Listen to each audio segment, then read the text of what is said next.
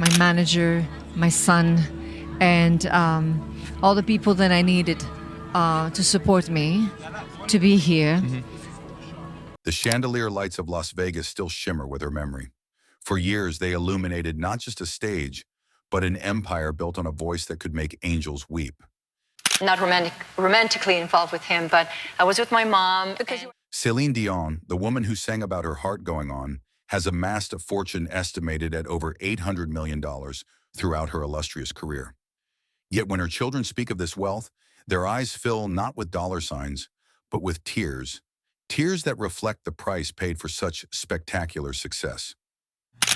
Devastated and shocked, and I was like, but what's going on? This isn't just money. This is a ledger of sacrifices, written in lost time, in pain endured, and in a body that eventually began to betray her. In recent years, the world watched as Céline's luminous smile dimmed under the weight of stiff person syndrome, a rare neurological disorder that began to steal the very instrument that built her empire. Her body, her movement, her voice. The woman who once commanded stages with effortless grace now fights for each step, each note. The fortune she built now stands as both blessing and burden, insurance against uncertainty for her 3 sons, yet a stark reminder of what their mother gave up to secure their future. Delivering my first child. Yeah. And I don't even have him in my arms. If you've ever watched someone you love push through pain for your sake, you know this ache. You recognize the complex emotions that come with a legacy built at such personal cost. But Céline's story was never simple. It was never just about the money or even the music. It was about a girl from Charlemagne, Quebec, whose voice would eventually echo through arenas, yet who began in a place so humble that wealth seemed as distant as the stars she would one day reach for. And that's when everything changed. The wooden floors of a small home in Charlemagne would creak beneath the feet of 14 children, Céline being the youngest. The air filled with music constantly, spoons against kitchen pots serving as percussion, voices harmonizing over the sound of daily life. The Dions weren't just a family, they were a traveling musical group, Dion's Family, performing at local weddings and gatherings. In this crowded warmth, little Céline found her first stage, standing on a table at just 5 years old, her small voice already carrying emotion beyond her years. And to be able to sing. But beneath this musical childhood lay a wound that would shape her forever. Poverty that bit deep, winter coats shared between siblings, beds occupied in shifts. "We were poor, but rich in love," she would later say, the phrase both true and incomplete. For poverty leaves marks even love can't erase. The early understanding that security is fragile, that hunger is real, that talent might be the only escape. At 12, with her mother and brother Jacques, she crafted her first song, Ce n'était qu'un rêve. It was only a dream. The irony of the title wouldn't become clear until years later, when dreams beyond dreaming became her reality. This wasn't a child playing at being a star. This was a family's strategic hope, a calculated risk, a prayer sent into the void with melody attached. The cassette tape they recorded made its way to the hands that would change everything. Je tiens à dire entre parenthèses que c'est pas un changement qu'on m'a imposé. On m'a pas dit tu vas te faire couper les cheveux. Rene Angelil, a music manager who, upon hearing that crystalline voice emerge from such a young throat, reportedly wept. The man who would later become both her manager and husband saw something in Céline that transcended business. He saw possibility incarnate. When they met, he asked her to sing directly to him, right there in his office. The walls of that room held the first notes of what would become one of music's greatest partnerships. "I didn't want to be famous," she once confided. "I wanted to be heard. There's a difference." Rene mortgaged his house to finance her first album. This wasn't just belief. It was a bet placed on a voice that might change everything. And the pressure of that bet, the knowledge that a grown man had risked his financial security on her talent, weighed on young Céline's shoulders like a mantle too heavy for a child to bear. Yet bear it she did, releasing La Voix du Bon Dieu at just 12 years old, beginning a career that would never really allow her to stop performing, to rest, to simply be. Her early recordings captured a voice still forming, still finding its boundaries and possibilities. Critics noted her technical precision even then, a child with adult control, with intuitive understanding of dynamics and emotional coloring. Those first royalty checks, modest though they were, represented something profound in the Dion household. Validation, proof that music could indeed become sustenance, that dreams had currency. The Dion family's small home gradually filled with signs of incremental success. A new couch, repairs to the roof, groceries purchased without counting coins. My brother called him, and he said, Mr. Angelil, we know that you didn't listen to the tape because you would have called right away. Small comforts that felt like luxury to a family accustomed to doing without. For young Céline, these changes carried both relief and responsibility, the dawning understanding that her voice had become the family's most valuable asset. By 16, she had already released 9 albums in French. The pace was relentless, the expectations crushing.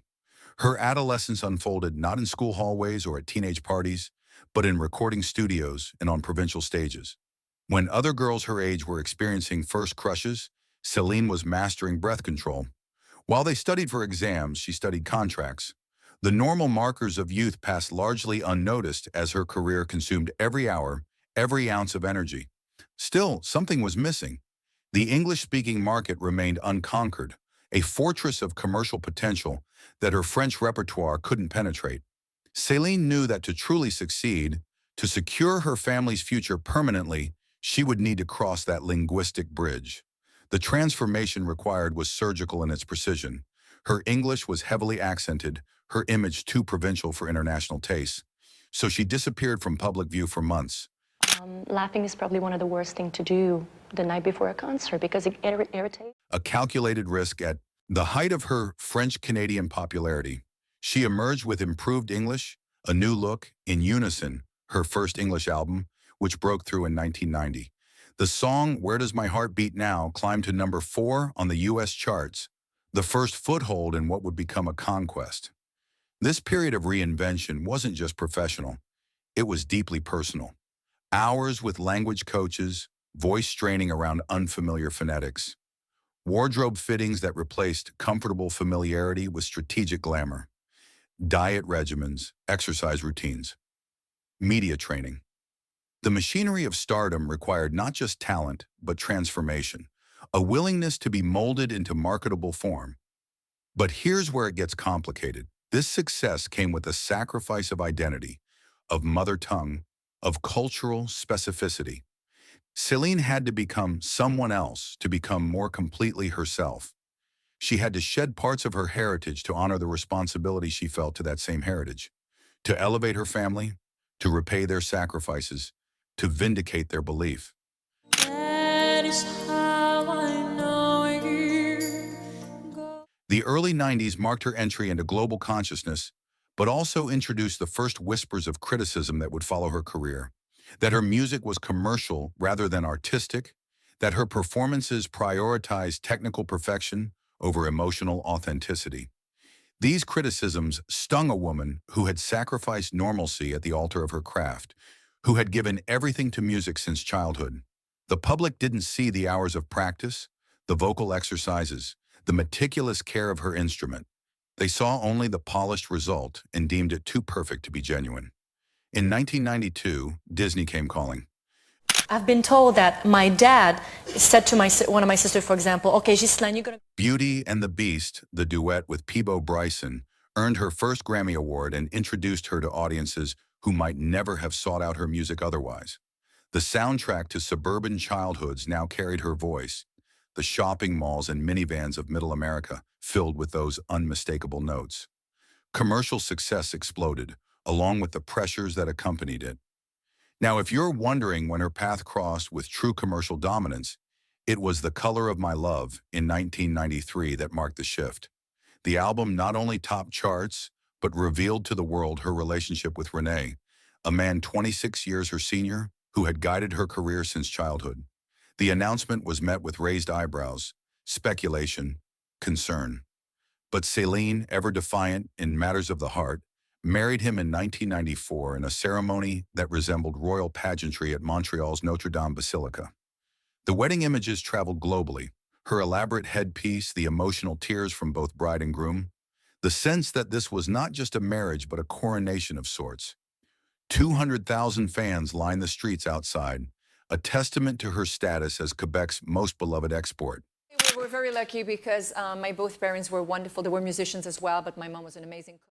The reception reportedly cost over $500,000, a display of wealth unimaginable. To the girl who had once shared winter coats with siblings, critics whispered about power imbalances, about a young woman perhaps manipulated by the older man who controlled her career. But those who knew them spoke of a love that transcended business, that found its foundation in mutual respect and shared dreams. Whatever the truth, their partnership became the backbone of an empire that would continue to grow. The mid-90s saw Céline's star rise meteorically. Falling Into You, 1996, sold over 30 million copies worldwide, becoming one of the best-selling albums of all time. The production values were lush, the vocal performances flawless. Songs like Because You Love Me and It's All Coming Back to Me Now dominated radio waves, their emotional crescendos becoming karaoke staples and movie soundtrack favorites. This was the era when Céline Dion became not just an artist, but a global brand. Concert tickets sold out within minutes. Merchandise flew off shelves. Television appearances drew record viewership. 6 months to release of the album. In a year and a half, we'll be touring, and then we'll do the French album, and then... The wealth began to accumulate in earnest, not just from album sales and touring, but from endorsements, television specials, and the beginnings of business diversification that would later characterize her empire. The theme from Beauty and the Beast, the soaring notes of The Power of Love, and then, like a tsunami that would forever change the landscape of her life, came Titanic and My Heart Will Go On in 1997. The song she reportedly didn't even want to record, captured in one take, became her signature, an international phenomenon that cemented her status as not just a star, but an icon. The song's success defied all expectations. It won the Academy Award for Best Original Song, 4 Grammy Awards, and became the world's best-selling single of 1998. Céline performed it at the Oscars, her white dress glittering under stage lights, her face composed in practiced emotion. Few in the audience knew she was battling fertility issues privately, that the contrast between her professional pinnacle and personal struggle was never more stark than in that moment. The global Let's Talk About Love tour that followed demonstrated her draw as a live performer. At that time, it's like deciding my songs. Why did I choose that outfit? How did I choose my outfit? Arenas packed with fans, merchandise sales breaking records, VIP packages commanding premium prices. The financial machinery around Céline had become sophisticated, maximizing revenue streams in ways that transformed her voice into an empire. Her net worth climbed rapidly during this period, with estimates placing it at over $100 million by the end of the 90s. But the road exacted its toll. Nights in anonymous hotel rooms, voice strained by relentless scheduling, the physical demands of performance night after night. Rene traveled with her when possible, but his primary focus was business, negotiating, planning, protecting their growing fortune. Their relationship unfolded in green rooms, in airport lounges, in late-night strategy sessions, and early morning media calls. The Las Vegas residency that followed, A New Day at Caesar's Palace, revolutionized what such shows could be.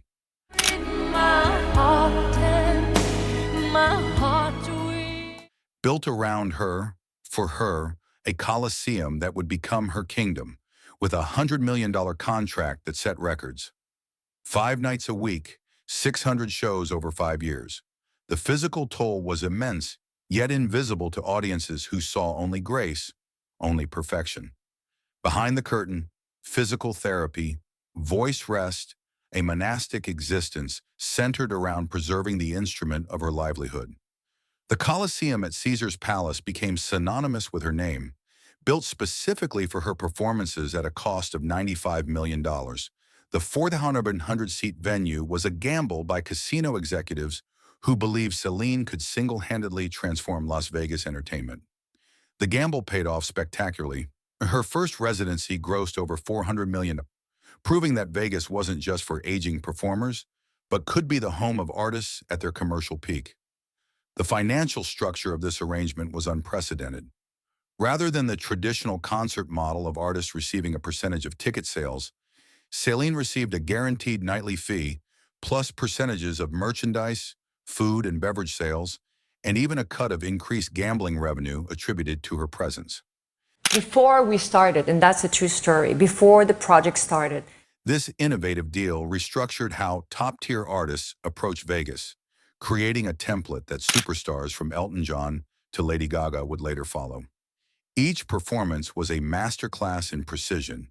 The Franco Dragone-directed spectacle featured 48 dancers, elaborate sets, and technological innovations that created immersive experiences for audiences. Céline herself underwent rigorous training to maintain stamina for the demanding schedule. Pilates, swimming, specialized breathing exercises. Her diet was calibrated by nutritionists, her sleep schedule protected like state secrets. The machine of success required perfect maintenance of its central component, her voice and body. At the height of this success, Céline's wealth transformed from abstract numbers into concrete assets. The $72 million estate on Jupiter Island, with its water park built for her sons. The private jet that allowed her to move between commitments, the properties in Las Vegas, Florida, Montreal, and her native Quebec. A merchandise empire, fragrances, endorsements with giants like L'Oreal. Her net worth climbed beyond comprehension for the girl from Charlemagne. The Jupiter Island estate became perhaps the most visible symbol of her success.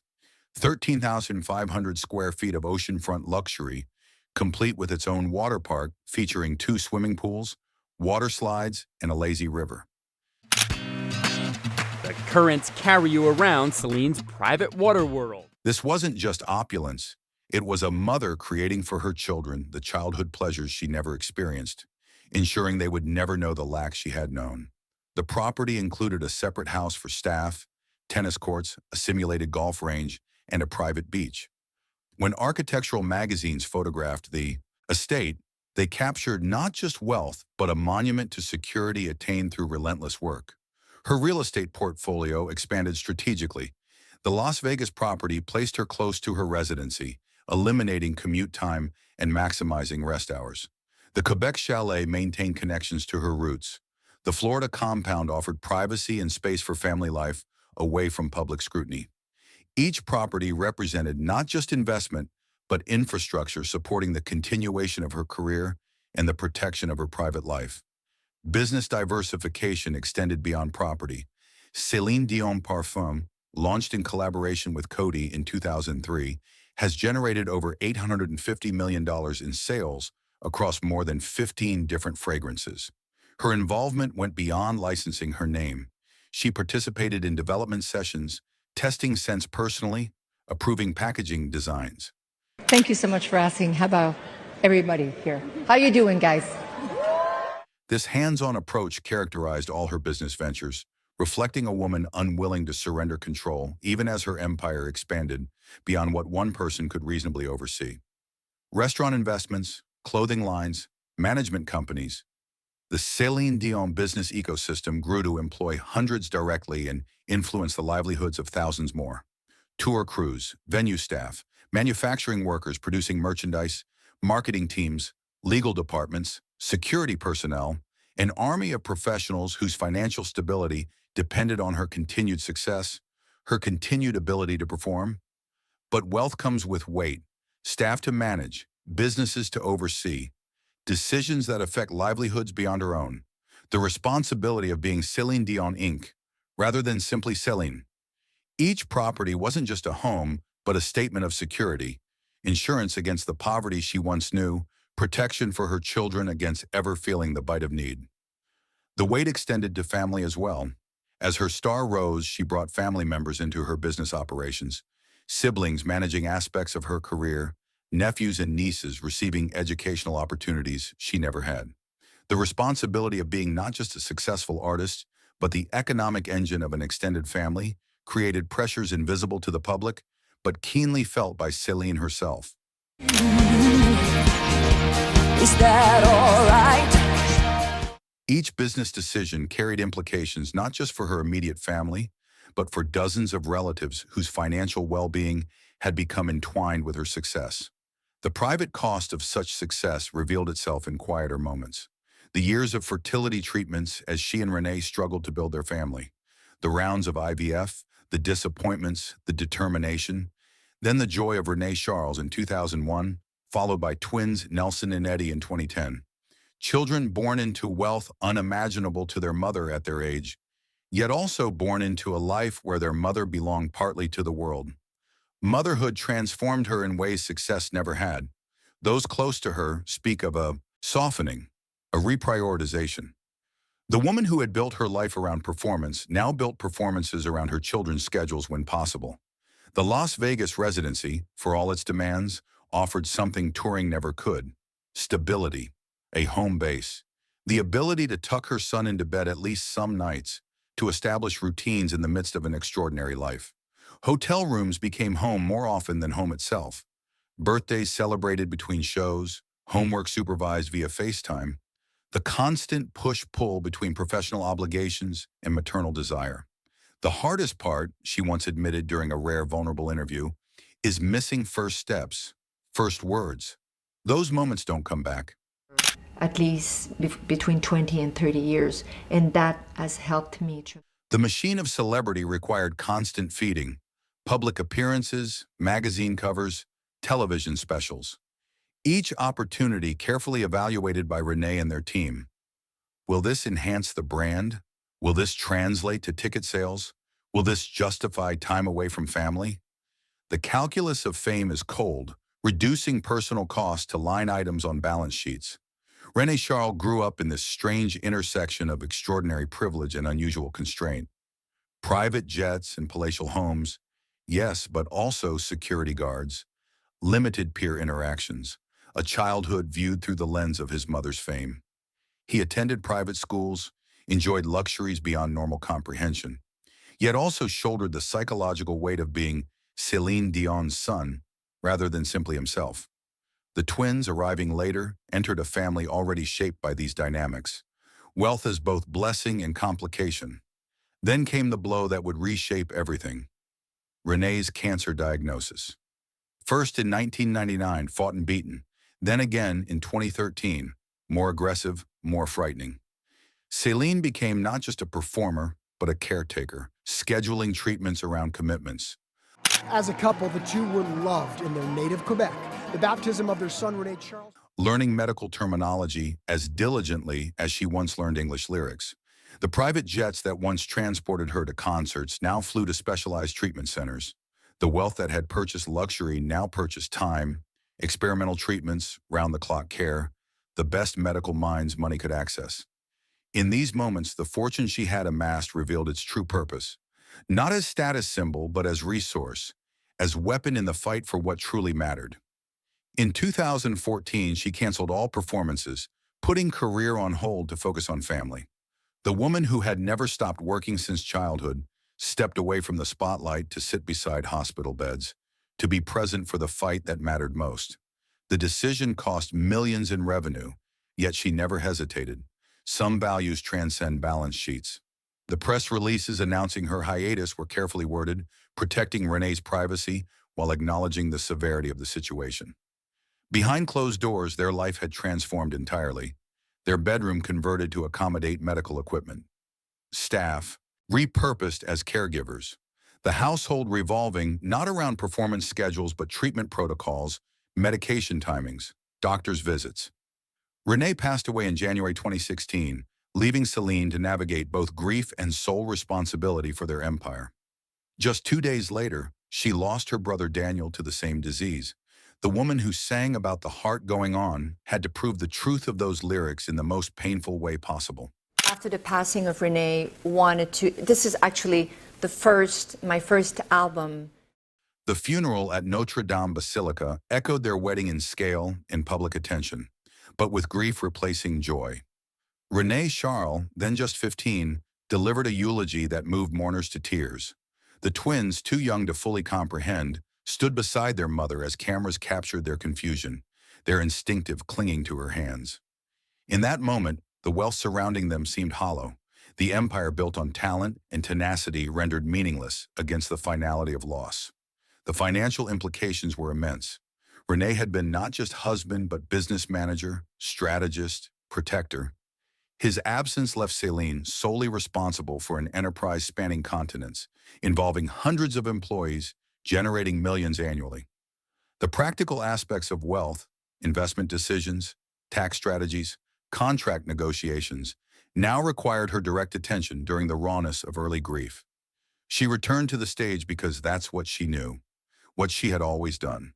Work through pain, transform suffering into art, show up. Prince of Charm waiting for me on the aisle and having the biggest dress. But those who watched closely could see the difference. A new vulnerability, a raw quality to performances that had always been technically perfect, but now carried the texture of genuine suffering. Las Vegas welcomed her back with open arms.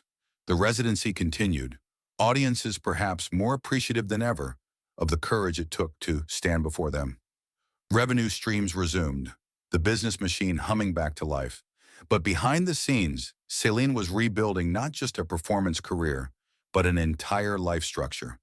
Learning to be both parents to her sons, to make decisions without René's guidance, to trust her own instincts in business matters he had always handled.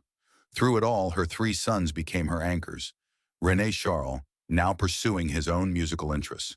The twins, growing into young men with their father's entrepreneurial spirit and their mother's artistic sensitivity. They are her legacy made flesh, the reason for her continued fight against the physical challenges that would later emerge. Rene Charles, now in his 20s, has shown interest in music production, releasing tracks under the name Big Tip, and exploring a style far different from his mother's pop ballads.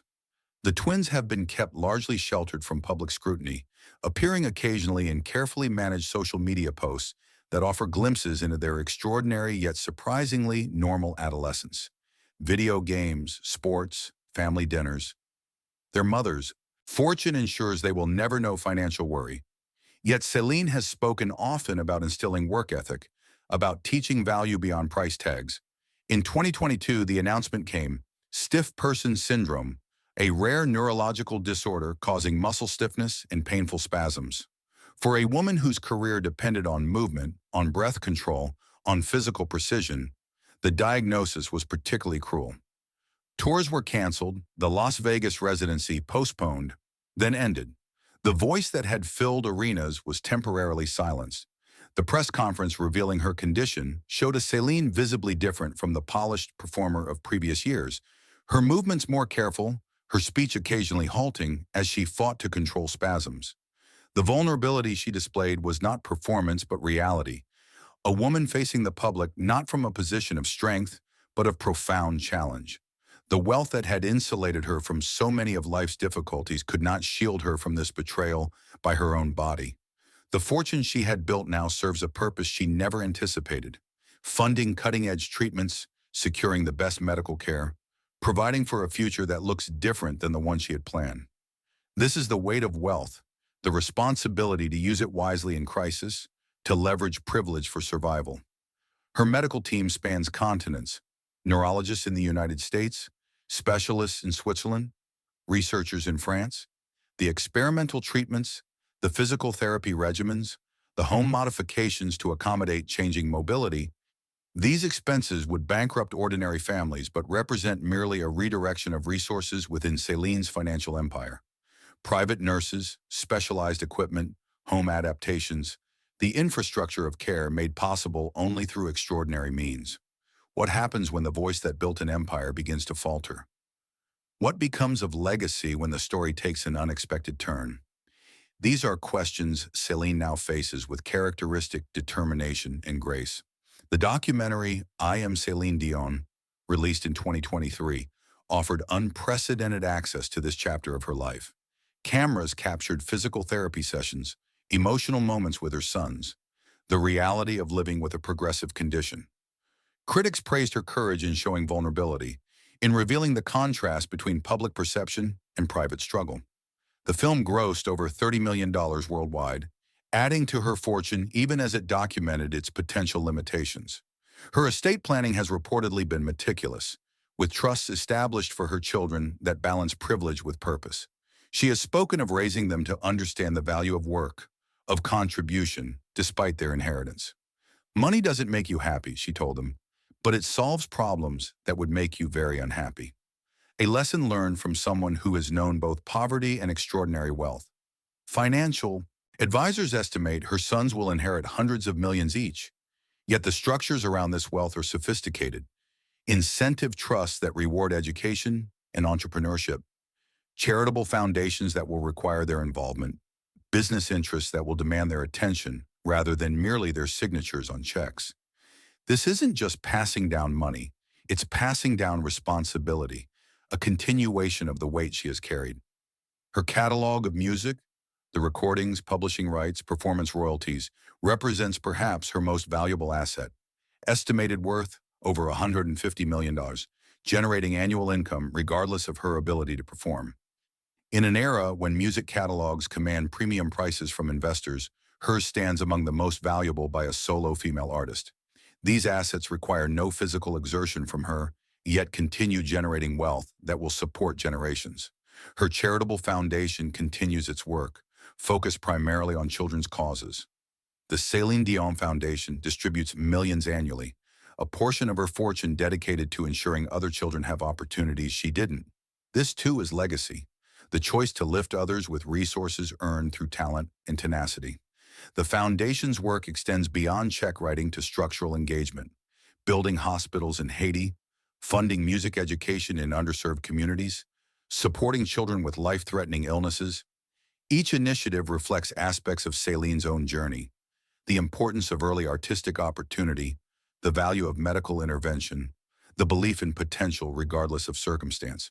Today, Céline faces her health challenges away from public scrutiny, surrounded by family and a medical team committed to helping her return to what she loves most. Her Las Vegas mansion, once convenient for her residency, now serves as a treatment headquarters, modified to accommodate physical therapy equipment and the specialized care she requires. The home where she once prepared for performances now witnesses different kinds of rehearsals, learning to manage symptoms, practicing movements that once came naturally, working with voice coaches to adapt techniques to changing physical realities. The swimming pool that once served as luxury now functions as therapy. The home theater where she once watched performances now screens medical documentaries, research presentations, information about her condition.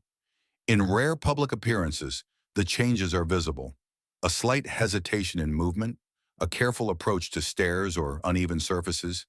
Yet her smile remains undimmed, her determination unbroken. This is a woman who has reinvented herself repeatedly, who has faced loss and emerged singing. The challenge now is different but approached with the same courage. Recent reports suggest she has established a research fund specifically focused on stiff person syndrome, committing over $10 million to advancing understanding of the rare condition. This represents wealth transformed most completely, from entertainment dollars to scientific possibility, from luxury to necessity. The fortune built through art now directed towards science in hopes of solutions, not just for herself, but for others with the condition. Her fortune, estimated to have reached nearly $1 billion at its peak, now has a new purpose: funding research into rare neurological conditions, ensuring her children's security regardless of her ability to perform, and maintaining the empire she built note by note, show by show, sacrifice by sacrifice. This is where wealth transforms most completely into weight, when it becomes not just numbers in accounts but lifelines, safety nets, pathways to possibility, when it represents not luxury but necessity, not excess but essential care. Why does Céline Dion's story matter to us, beyond the songs that have scored our lives, beyond the voice that has brought us to tears? Because hers is a testament to resilience in its purest form. The girl who shared beds with siblings is now the woman ensuring generations of security for her own children. The voice that began in a crowded Quebec home now echoes in medical research facilities, funding treatments that may help others with her condition. Her journey from poverty to extraordinary wealth would be remarkable enough on its own. But the true power of her story lies in how that wealth has been directed: toward family security, toward health challenges, toward creating opportunity for others. The money itself is merely the medium through which more profound values express themselves: determination, love, hope, resilience. Most profoundly, hers is a story about transformation, not just of circumstances, but of pain into purpose. The poverty that marked her childhood became the fuel for ambition. The loss of Rene became a lesson in carrying on. Even her current health challenges have become a platform for awareness, for advancing treatment options for others with rare conditions. As we reflect on Céline's journey and the fortune that has followed it, perhaps what moves us most is not the scale of her success, but the heart behind it. Not the wealth itself, but what it was always for. Family, security, love made manifest through provision. If her music has ever carried you through a difficult time, if her voice has ever been the soundtrack to your own moments of joy or sorrow, consider leaving a small tribute below. Even a single like is a whisper of gratitude for an artist who has given so much, who continues to fight with grace, who reminds us that the heart does indeed go on, even when the path forward seems uncertain. For Céline Dion, the true fortune was never in the bank accounts or properties or sold-out shows. It was in the ability to transform her God-given talent into security for those she loves, an achievement worth every tear, every sacrifice, every note sung through pain and joy alike.